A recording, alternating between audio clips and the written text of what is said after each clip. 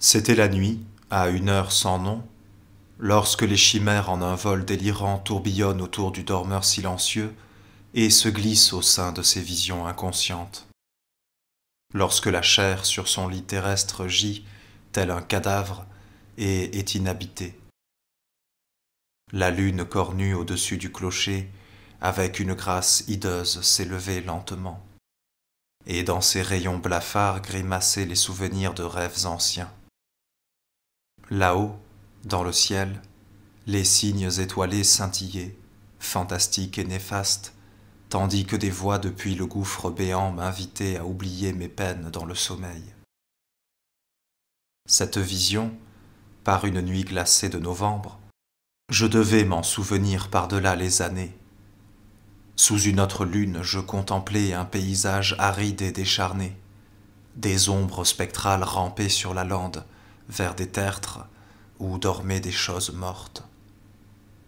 Le clair de lune blême éclairait sinistrement des formes inhabituelles et contrefaites, des formes aériennes venues d'étranges royaumes, agitant leurs ailes çà et là, et voletant comme à la recherche fébrile de quelque lointaine contrée de lumière et de repos. Au sein de cette sombre assemblée, mon regard pouvait discerner des êtres appartenant à l'espace éthéré. Ils formaient un groupe chaotique, venu des sphères immémoriales, pourtant avec la même intention et le même désir de trouver l'idole appelée vie. La lune fuligineuse, tel un œil démoniaque clignant dans le ciel, s'élevait et voguait au-dessus de la plaine, et entraîna mon esprit dans sa course. Je vis une montagne, couronnée de villes majestueuses et immenses, dont les habitants, en très grand nombre, étaient plongés dans un profond sommeil nocturne. Et la lune, durant de longues heures incertaines, lorgna des rues désertes et des tours silencieuses. D'une beauté indicible, la montagne apparaissait, à sa base encerclée par un bois. Au bas de sa pente, un petit ruisseau scintillait, s'écoulait et dansait dans la lueur spectrale. Chaque cité adornant ses crêtes semblait désireuse de l'emporter sur les autres. En effet, colonnes sculptées, dômes et temples étincelaient, opulents et superbes, au-dessus des plaines.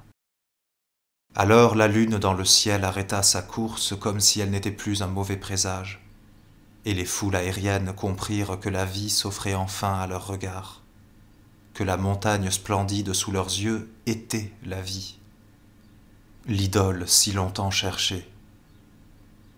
Mais voyez, quels sont ces rayons illuminant le passage comme l'aube chasse et dissipe les ténèbres? L'est est embrasé par une lueur hideuse couleur de sang, une lumière crue, et la montagne se dresse, grise et spectrale, la terreur des régions avoisinantes. Le bois maudit aux arbres tordus agite d'effroyables griffes dans la brise, et sur la pente, le ruisseau suintant reflète le jour avec un éclat choquant. Au faîte de la montagne rampe la lumière de la connaissance, souillant les murs lézardés des villes, où se tordent en de troupes maladroites le lézard fétide et le ver, tandis que le marbre lépreux dans la lumière révèle des sculptures répugnantes et abominables, et nombre de temples laissent entendre le péché et le blasphème cachés en leurs murs.